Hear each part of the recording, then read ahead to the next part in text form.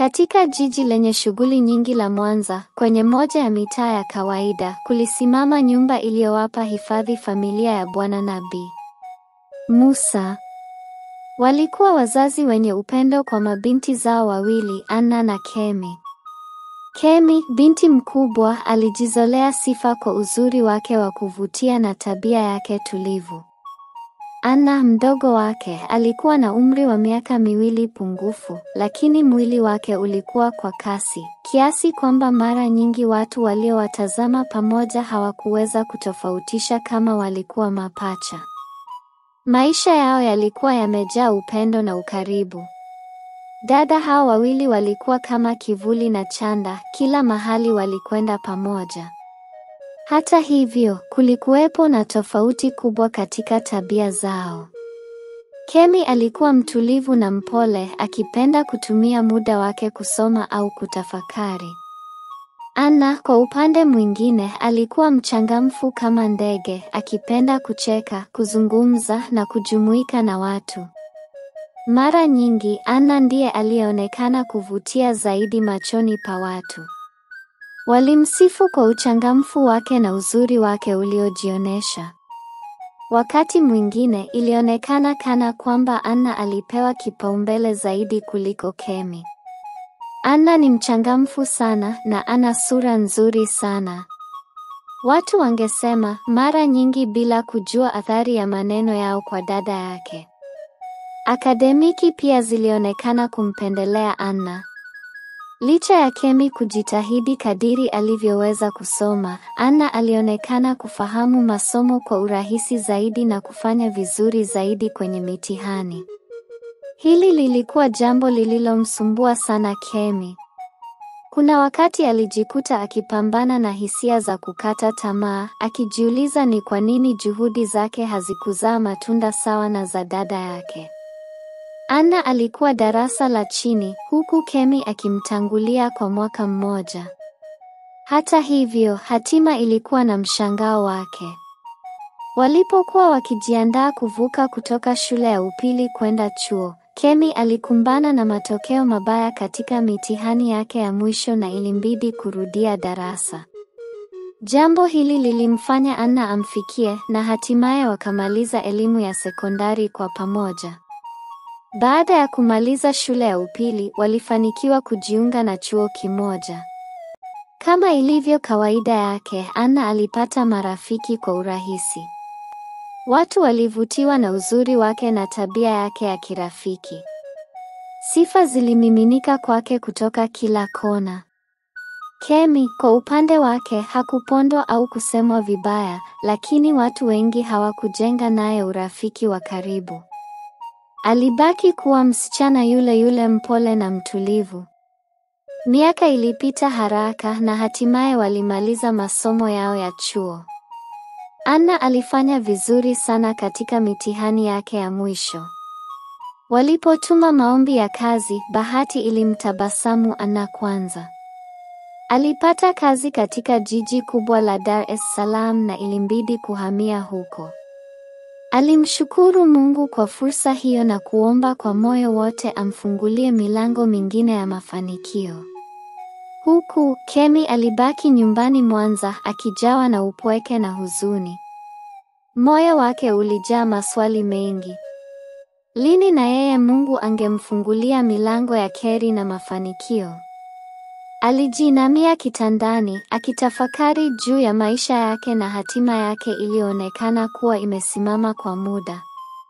Usiku mmoja, Kemi alipiga magoti chumbani kwake, machozi yakimtoka kama chemchemi.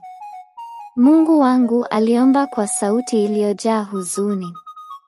Nimekukosea nini mimi? Ni kama vile nimezaliwa kuwa mwanamke asiye na bahati. Kila ninachojaribu kufanya hakifanikiwi. Ninahisi kukata tamaa.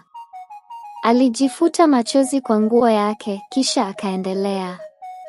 Kama kuna mahali popote nimekukosea, Mungu wangu, naomba unisamehe. Natamani sana kuwa bora, kufanikiwa kama wengine. Alizidi kulia, akihisi mzigo mzito moyoni mwake. Wakati huo huo, maelfu ya kilomita kutoka kwake, huko Dar es Salaam, Anna alikuwa akifurahia maisha. Amani ilitawala moyo wake na siku zake zilikuwa zimejaa furaha.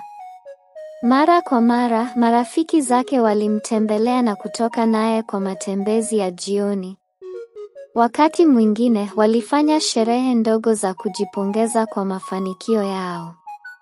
Jioni moja, wakiwa wamekaa pamoja, mmoja wa marafiki zake alimwambia kwa mshangao, "Anna, kwa kweli wewe ni mrembo sana. Unalijua hilo?" Anna alitabasamu kwa kujiamini na kujibu, "Ndiyo, najua hilo. Tangu nilipozaliwa, wazazi wangu walisema, wewe binti yetu, utapendwa sana. Watu watakuzunguka kama almasi na watakuthamini sana. Mimi ni wa thamani na nimejiamini hivyo kila wakati." Mwingine akaongeza, "Ni kweli kabisa, Anna. Mungu akusaidie usije ukapotea njia katika mafanikio haya." Anna alicheka kidogo na kusema, "Mimi nina bahati yangu na Mungu wangu yupo upande wangu daima." Marafiki zake walimpongeza tena, wakifurahia mafanikio yake. Upande mwingine wa nchi, Kemi aliamka siku iliyofuata akiwa na matumaini finyu. Alihudhuria mahojiano kadhaa ya kazi, akitarajia labda leo bahati itamtabasamu. Lakini kila alipojaribu, mambo hayakwenda vizuri. Siku moja, alirudi nyumbani akiwa amevunjika moyo na kuanza kulia tena. Mama yake alimsogelea kwa upole na kumuuliza, "Kemi binti yangu, kuna shida gani mpenzi?" Kemi alijibu huku akilia, "Mama, hata sijui niseme nini. Kwa nini mimi nina shida gani? Au kuna mtu ulimchukia wakati ukiwa mjamzito wangu, kiasi kwamba akanipa laana tangu nikiwa tumboni?" Mama yake alishangaa. "Unaongea nini binti yangu? Usiseme hivyo. Wewe ni binti wa thamani sana maishani mwangu. Wewe ndio sababu ya mimi kuitwa mama. Acha kuongea maneno hayo." Lakini Kemi aliendelea, "Hapana mama, naumia sana. Naumia kuona mambo yangu hayaendi. Ni magumu sana kwangu. Kila ninachojaribu kufanya hakifanikiwi. Mara zote mimi ni mtu wa kushindwa. Kwa nini? Nilikosa nini? Au Mungu ananihukumu kwa makosa ya zamani? Labda katika kizazi kilichopita nilikuwa mtu mbaya sana." Mama yake alimshika mkono kwa upendo. "Hapana mwanangu, usiseme hivyo. Mungu anakuona wewe pamoja na jitihada zako zote. Na siku zote Mwenyezi Mungu huwa pamoja na wale wanaosubiri. Muamini yeye, atakuinua siku moja." Wakati mwingine unapohisi kukata tamaa, chukua mfano wangu mimi, mama yako. Niliketi miaka 10 kwenye ndoa bila mtoto. Lakini sikukata tamaa, wala baba yako hakukata tamaa. Kisha siku moja, kama muujiza, Mwenyezi Mungu akaibariki tumbo langu, nikakupata wewe. Na baada yako, sikuchelewa nikabeba mimba ya mdogo wako. Huoni kama ni miujiza ya kheri baada ya kuwa na subira njema? Kemi alijibu kwa sauti ndogo, "Huenda upo sahihi mama, lakini kuna muda unafika nachoka sana. Naumia sana mama. Najifikiria, kwa nini mimi?" Mama yake alimfariji kwa maneno ya upendo, "Yatakwisha mwanangu, yatakwisha." Siku zilisonga na maisha yaliendelea. Hatimaye, Anna alikutana na mwanaume ambaye alimvutia sana. Jina lake lilikuwa Morris. Morris alimpenda Anna kwa dhati na bila kupoteza muda, alimvisha pete ya uchumba na kufunga naye ndoa. Furaha ya Anna iliongezeka maradufu na alijikuta akipokea pongezi nyingi kutoka kwa marafiki na jamaa zake. Siku ya harusi ya Anna ilikuwa kama sherehe ya kifalme. Watu walifurika kwa wingi kushuhudia tukio hilo la upendo. Harusi ilipambwa kwa maua mazuri na ilikuwa ya kifahari mno, huku mapenzi kati ya Anna na Maurice yakionekana wazi kwa kila aliyehudhuria. Kemi alikuwepo, akifurahia kwa dhati furaha ya mdogo wake. Alimpongeza Anna kwa maneno ya upendo na kumtakia maisha mema katika ndoa yake. Baada ya harusi, Anna na Maurice walianza maisha yao pamoja. Walikuwa na furaha isiyoelezeka. Maurice alimpenda sana Anna, akitumia muda mwingi kumdekeza na kumtimizia kila alichotamani. Upendo wao ulikuwa dhahiri kwa kila aliyewatazama. Haikuchukua muda mrefu kabla ya Anna kupata ujauzito. Habari hizo zilimpokelewa Maurice kwa furaha kubwa zaidi. Alimpenda Anna hata zaidi wakati akisubiri ujio wa mtoto wao. Anna alimshukuru Mungu kwa baraka zote alizokuwa akizipokea. Furaha yao iliongezeka maradufu siku ambayo Anna alijifungua watoto mapacha, mvulana na msichana. Maurice alifurahi kupita kiasi. Kwa furaha hiyo, aliamua kumnunulia Anna nyumba mpya, kubwa na nzuri, ili mke wake na watoto wao waishi kwa raha na amani. Anna alimkumbatia Maurice kwa nguvu, akimwambia kwa mshangao, "Jamani mume wangu, zawadi nzuri na kubwa hivi. Siwezi kuamini." Maurice alimjibu kwa upendo, "Wewe ni mwanamke wa pekee, Anna. Umeniheshimisha na kunifanya niwe mume na baba bora kwa wakati mmoja. Kwa hiyo, ni lazima nikulipe vile unavyostahili." Anna alifurahi sana na kusema, "Nitazidi kukuheshimu na kukupa mapenzi yangu yote, Maurice. Wewe ni zaidi ya mwanaume kwangu." Maurice alitabasamu na kumwambia, "Sawa malkia wangu, ipokee zawadi yako." Anna alikata utepe mwekundu uliokuwa umefungwa kwenye mlango mkuu, na hatimaye wakawa na nyumba yao mpya jijini. Maisha yake yalionekana kuwa yamejaa nuru na furaha tele. Siku moja, Kemi akiwa ameketi nyumbani kwao Mwanza, alijaribu kuachilia hatima yake mikononi mwa Mungu. Ghafla, simu yake iliita. Ilikuwa ni mdogo wake, Anna. Alipokea simu na kumsikiliza kwa makini.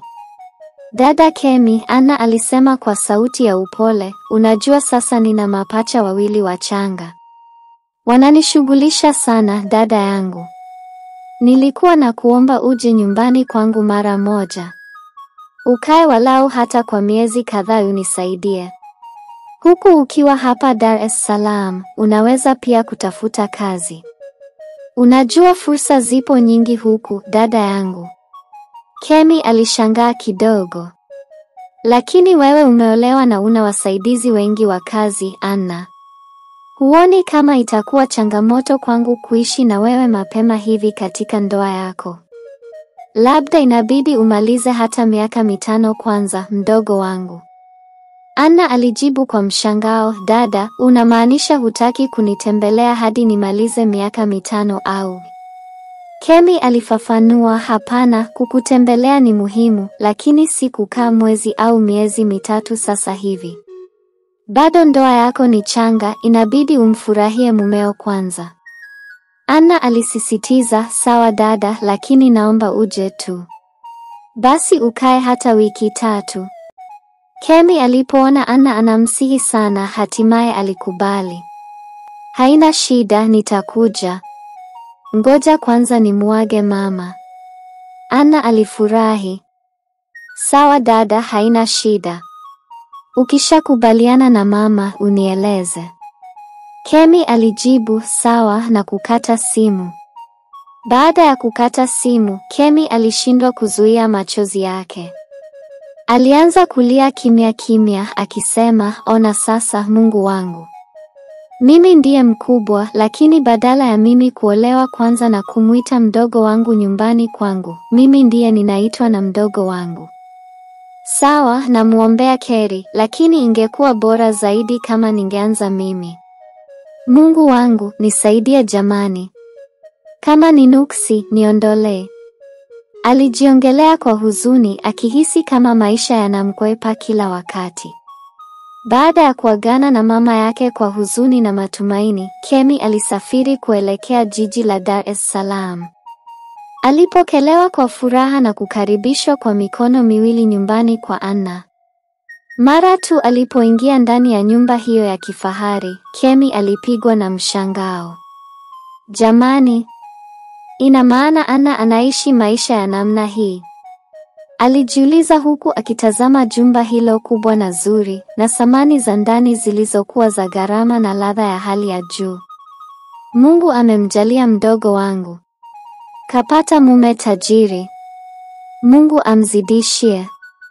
Wakati akitafakari hayo, Anna alikuja na kumwona dada yake. Walikumbatiana kwa furaha kubwa na tabasamu lililojaa upendo. Dada yangu, nilikukumbuka sana. Sijui kwa nini tunakaa mbali hivi, Anna alisema kwa sauti ya furaha. Kemi alijibu kwa upole, hatima siku zote haipingwi. Ilipangwa sisi wawili tuzaliwe tumbo moja, lakini unaona tulipishana umri. Mimi nilitangulia kuzaliwa kabla yako. Na sasa umeolewa kabla yangu na umekaa mbali nami. Hiyo ina maana kwamba hatima haipingwi. Anna alitabasamu na kusema, jamani dada yangu, lakini nimefurahi sana umekuja kwangu. Walikaribishana vizuri na baadaye Morris alirudi kutoka kazini. Alipomkuta Kemi, alimkaribisha kwa uchangamfu. Shemeji, karibu sana. Jisikie huru, hapa ni sawa na nyumbani kwako tu. Kemi alijibu kwa shukrani, asante sana shemeji, nimekaribia. Kemi alipata fursa ya kuwaona watoto wa Anna na Morris. Walikuwa wazuri mno. Ninyi watu siku hizi mnachaguana wazuri kwa wazuri, halafu mnataka sisi wengine tuolewe na nani? Alisema kwa mzaha. Morris alicheka na kumjibu, shemeji, wewe mbona mzuri tu. Kemi alikubali, ni kweli upo sahihi shemeji, lakini ninyi wawili mmechagua kwa kukusudia kiasi kwamba mmepata watoto wazuri mno. Enhe. Hawa wawili majina yao nayaona magumu. Morris alifafanua, ni Dominic na Kadosi. Kemi alishangaa kidogo. Sasa kwa nini binti mfalme wetu kaitwa Kadosi? Naona jina gumu. Anna alieleza, hilo ni jina la mama mkwe wangu, mama yake Morris. Kemi alijisikia vibaya. Shem, samahani sana, sikujua mwaya. Morris alimtuliza, haina shida Shem, kikubwa umefahamu sasa. Upo huru hapa, ni nyumbani kwako. Una haki ya kufanya chochote. Kemi alishukuru kwa ukarimu wao. Siku zilisonga na mara nyingi alitumia muda wake akiwa na mdogo wake kupiga soga, kucheka na kufurahia maisha. Alikuwa akimpongeza sana Anna kwa jinsi alivyokuwa akiishi vizuri na mume wake.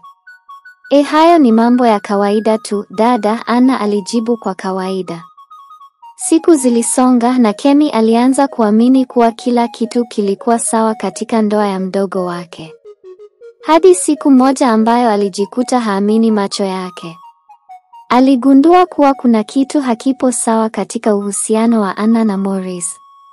Aliwashuhudia Anna na Morris wakigombana kwa ukali sana. Kilichomshangaza zaidi Kemi ni kwamba Anna ndiye aliyekuwa mkali sana, akimfokea Morris bila kujali kama walikuwa chumbani au nje ya chumba. Sauti yake ilikuwa juu na maneno yake yalikuwa makali. Kemi alihisi wasiwasi mkubwa, akijiuliza ni nini kilikuwa kikiendelea nyuma ya pazia la maisha yao ya kifahari.